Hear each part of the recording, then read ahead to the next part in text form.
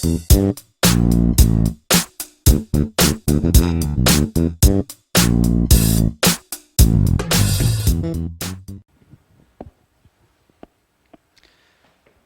또 배우신 내용 중에 이제 마지막 이제 무효와 취소, 요걸 또 이제 복습 좀 해보도록 하겠습니다. 자, 무효 취소는 우리가 지금까지 보셨던 법률행위 내용, 이 법률행위가 지금 비정상적일 때를 쭉 배우셨으니까 비정상적일 때는 항상 무효 아니면 취소로 끝났죠. 이제 그걸 다 모아가지고 이제 그 무효 취소의 어떤 특징적인 것들을 설명해 놓은 게 바로 이 파트죠. 보통 한 2문제 정도가 나오는 파트인데요. 그렇게 어렵지는 않습니다. 또 앞에서 이미 배웠던 걸 기초로 해서 하기 때문에요. 항상 어렵지 않다 그러면 저만 어렵지 않나요? 우리 공부하신 분들도 어렵지 않아야 될 텐데. 자, 보시면 그럼 먼저 무효부터 먼저 들어가 봅니다. 자, 법률행위 무효는 확정적 무효와 유동적 무효로 크게 나눠서 정리하는데, 이 유동적 무효가 작년 시험에 나왔고 그 다음에 좀 복잡합니다. 그래서 이것은 지금 과정에서는 좀 제끼고요, 나중에 보도록 하고, 확정적 무효에 대한 것을 봅니다. 그럼 확정적 무효에 대한 것은 세 가지가 딱 나와요, 조문이. 그래서 삼총사가 나오는데, 우선 첫 번째 일부 무효 법률이라고 해서 137조에서 정한 게 있습니다. 뭐 어렵잖아, 그냥 조문 가지고 살짝 문제를 내니까 조문 내용만 잘 보시면 되는데, 자, 법률행위 일부가 무효일 때는 원칙적으로 일부만 무효다, 전부가 무효다, 전부가 무효죠. 그런 걸 골라내시면 되고요.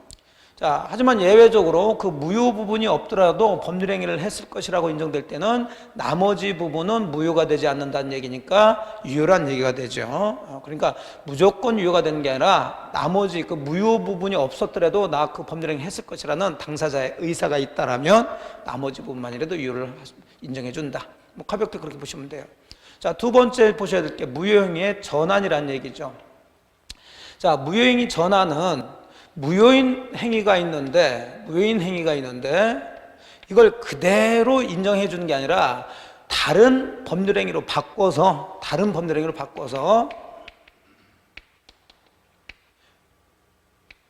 효력이 인정된다면 바꿔서 효력을 인정해 주는 거, 이걸 전환이라고 그래요. 무효행위의 전환. 이것도 뭐 시험 문제 그렇게 많이 나오는 건 아니고, 여기서 나오는 가장 대표적인 판례가 하나 있죠. 여러분 잘 배우셨던 불공정 법률행위예요. 자, 불공정 법률행위는 당연히 무효입니다. 자, 이 무효인 불공정 법률행위를 전환, 바꿔서 유효로 될 수 있느냐 없느냐 그 얘기인데, 자, 불공정 법률에서 배우셨죠? 전환 할 수 있죠. 그래서 무효행위 전환에 관한 민법 제 138조가 적용될 수가 있습니다. 대표적인 게 대금을 바꿔서 이제 인정해 주는 거죠. 그래서 무효행위 전환에서는 불공정 법률행위 전환이 가능하다는 거 반드시 기억을 해주시면 돼요. 자, 두 개 보셨죠? 일부 무효 법률과 무효행위 전환. 그 다음에 이제 마지막에 하나, 이 무효행위의 추인이 나오는데, 이게 이제 가장 무효에서는 이제 정답으로 많이 나오는 파트예요.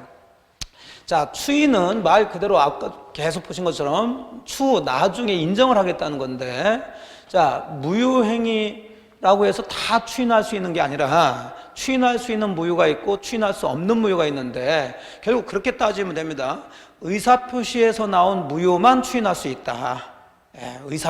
의사표시는 개인의 문제니까 나중에 개인들이 인정할 수 있어요. 근데 다른 데서 나온 무효는 그러면 추인할 수가 없다, 이렇게 딱 잡아두시면 되죠. 그러면 강행법규 위반했다, 이건 의사표시 위반한 게 아니죠. 이것은 법률행위의 목적, 강행법규를 위반했는데 그걸 당사자가 추인해서 효력을 인정해 준다, 그러면 강행법규를 둘 이유가 없죠. 이것도 마찬가지죠. 반사유지사 행위, 또 불공정 법률행위, 이건 의사표시가 잘못돼서 무효가 되는 게 아니라 질서, 법규를 위반했기 때문에 무효가 되니까 이건 추인할 수가 없죠. 하지만 비진위 표시, 또 통정허위 표시, 요거로 무효인 경우, 이런 것들을 나중에 당사자가 추인할 수가 있다는 거예요. 일단 그것부터 먼저 잡으시고, 자, 추인을 했으면 효과는 무효행위 추인하면 여기가 이제 포인트가 되는 거예요. 자, 무건대리 행위를 추인하면 계약 시에 처음으로 올라가서 효력이 발생되지만, 무효행위를 추인하면 처음부터 그럼 틀리고요. 뭐 한 때부터? 추인한 때부터예요. 주의해서 보셔야 됩니다. 추인한 때부터. 자, 이걸 이제 무건대리 행위 추인하고 자꾸 비교해서 들어가니까 자, 무권대리 행위 추인은 계약 시에 소급해서, 무효행위 추인은 추인한 때부터 새로 법률행위 한 것으로 본다는 거 잡으시고, 요거하고 똑같은 얘기가 이제 그 무효인 등기를 유효한 등기로 전용키로 한 거, 이것도 이제 등기를 유용하고 추인한 건데, 자, 그것도 역시 처음부터 유효가 된 게 아니라 역시 그때부터 유효가 된다는 거, 요 두 가지 잘 정리를 좀 해둘 필요가 있습니다. 추인에서는요. 자, 이렇게 해서 이제 무효를 보셨고, 그 다음에 이제 취소 들어갑니다. 자, 법률행위 취소도 일단 뭐 취소권자 보시는데, 이것도 앞쪽에서 취소 사유를 잘 배우셨으면 취소 사유에 해당되는 사람이 취소권자가 되겠죠. 자, 제한능력자가 되겠고요. 또 착오로 인해서 의사표시한 사람, 또 사기강박에서 의사표시한 사람, 또는 그 사람들의 대리인 또는 승계인들, 이 사람들이 이제 취소권자가 되겠고요. 자, 좀 주의하실 것은 제한능력자는 단독으로 법률행위를 할 수가 없지만 취소는 단독으로 할 수 있다라는 거 잡으시고요. 자, 그 다음에 이제 누구한테 취소를 하느냐? 취소의 상대방인데요. 그 취소 상대방은 그 법률행위 직접 상대방한테 해줘야 돼요. 직접 상대방이나 또는 그 사람의 포괄 승계인한테 하는 거지, 그 상대방의 특정 승계인에게, 즉 전득자에게는 취소할 수가 없어요. 잘 주의해서 봅니다. 요 놈 가지고 좀 장난을 많이 칩니다. 자, 갑이 을한테 사기를 당해서 계약을 했을 때, 자, 그럼 사기에 의해서 의사표시한 갑이 취소권자가 되겠죠. 그럼 상대방은 요 사람과 직접 거래한 을 또는 을의 상속인 같은 포괄 승계인한테 취소한다는 의사표시를 해야 되는 거지, 요 사람이 또 그 부동산 받아가지고 다른 사람한테 또 되팔았다, 요 사람들을 전득자 또는 특별 승계인이라고 그러죠. 요 사람에게는 취소의 상대방이 되지 않는다는 거예요. 그런 거 잘 잡으시고요. 자, 그 다음에 이제 취소의 효과 들어가죠. 취소 효과. 자, 취소를 하게 되면 역시 취소한 때부터 무효가 되는 게 아니라 처음부터 무효라는 거 잡으시고요. 그럼 무효니까 이행을 하지 않아도 되는데, 이행했을 때는 자, 돌려달라고 청구하거나 받은 사람 돌려줘야 되는 부당이득 반환 문제가 생기죠. 예. 자, 그럼 부당이득 반환인데 받은 사람이 돌려줄 때, 우리 부당이득 반환은 우리 시험범위가 아니니까 뭐 선의로 받은 사람은 현존 이익만 돌려주고요, 악의로 받은 사람은 그 받은 거에 이자에 또 손해까지 다 배상해서 돌려줘야 되지만, 그건 가볍게 보시고, 우리 시험에는 바로 이 제한능력자가 받았을 때, 제한능력자는 돌려주긴 돌려줘야 되는데 선의 악의를 불문하고 받은 이익의 현존한 때만 한도에서 반환을 한다는 거예요. 이 제한능력자나 이 능력이 없는 사람들을 법에서 보호해주기 위해서 이런 조문을 뒀다는 거예요. 선악 불문하고 받은 이익이 현존한 한도에서만 반환을 하면 된다. 자, 주의해서 보시고요. 자, 그 다음에 이제 취소에서 포인트는 바로 이 추인 파트입니다. 추인. 여기도 추인 나왔죠. 추인이 무권대리 행위 추인, 무효행위 추인, 취소할 수 있는 법률행위 추인, 조금씩 다 다릅니다. 특히 이제 장난치는 것은 무권대리 행위 추인은 소급표가 있다는 거, 계약시에 소급해서. 하지만 무효행위 추인은 그때부터 그건데, 자, 취소할 수 있는 법률행위 추인은 또 크게 두 가지가 있어요. 임의적 추인과 법정 추인이 나오는데, 임의적이라는 것은 이제 의사표시에 의해서 추인한다는 얘기죠. 그럼 의사표시에서 추인한다는 얘기는 한마디로 해서 나 취소 안 하겠다, 이 의미입니다. 그러면 취소 안 하겠다는 게 추인이니까, 그러면 추인할 수 있는 사람은 취소할 수 있는 사람이 추인도 할 수 있어야 되겠죠. 그래서 추인할 수 있는 사람은 취소권자하고 동일합니다. 다만 주의하실 게, 추인할 수 있는 사람은 취소권자와 같지만 그 추인은 아무 때나 할 수 있는 게 아니라 취소 원인이 소멸, 즉 종료된 후에 해줘야 된다는 거.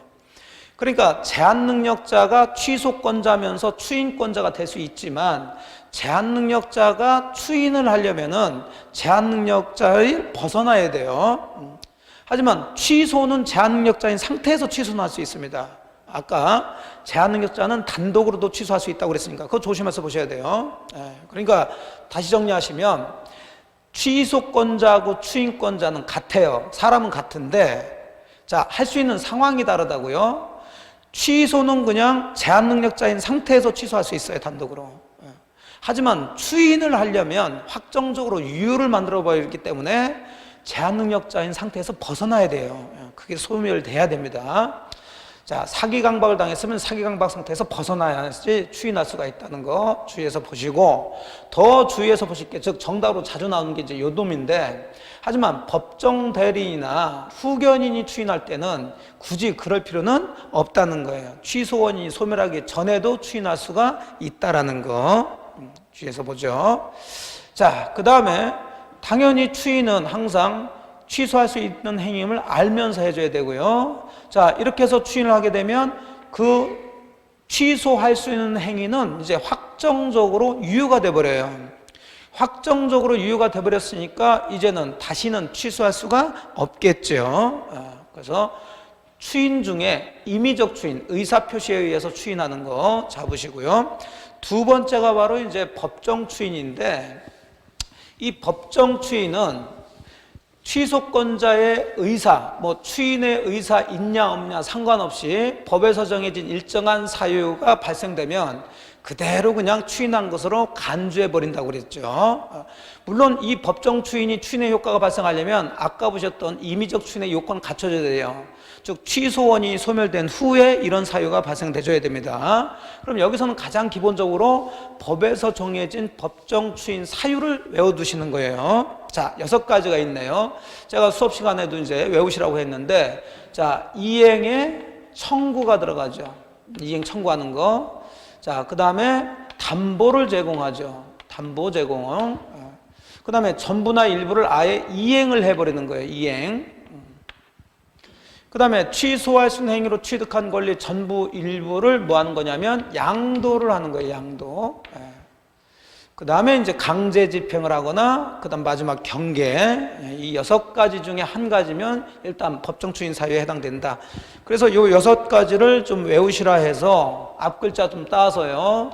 자, 청, 담, 이, 양, 강, 경 이렇게 해서 외우시라고 그랬죠. 자, 청담동에서 하시는 분, 이양을 만나려고 그러는데 어찌나 콧대가 세든지 만나주지 않아 강경하게 거절한다 해서 이렇게 외우시라고 그랬죠. 청담동의 이양, 강경해. 그래서 청담, 청구, 담보 제공, 이행하는 거, 양, 권리 양도하는 거, 강제 집행, 경계인데, 이 중에 특히 주의하실 게 요 이행 청구와 그 다음에 요 양도입니다. 자, 왜냐하면 다른 것들은 취소권자가 하든 상대방이 하든 다 법정 추인 사유에 해당되는데, 이 두 가지는 누가 했을 때만 법정 추인에 해당되냐면 전부 다 취소권자가 했을 때만이지 상대방이 했을 때는 이건 법정 추인 사유가 아니라는 거예요. 그래서 이걸 가지고 좀 장난을 많이 치는 거니까 특히 청양을 좀 잘 이해를 해주시면 되겠어요. 청양은 취소권자가 했을 때만 법정 추인에 해당된다. 자, 이렇게 해서 무효와 취소까지 해서 마무리, 오늘 배우셨던 내용들을 복습 좀 해보셨습니다. 자, 이제 구정이 이제 되죠. 그래서 공부하시는 분들 조금 이제 그 공부 이걸 좀 쉬시고 또 이제 구정 준비도 하시고 또 그 구정 맞이도 하셔야 될 텐데, 어쨌든 짬짬이 구정에도 설에도 뭐 보시고 하시면서 연속해서 이제 하시면 되겠고요. 어쨌든 설 명절 잘 보내시고 그 다음에 다시 또 건강한 모습으로 만나 뵀으면 좋겠습니다. 자, 감사합니다. 고생하셨습니다. 예.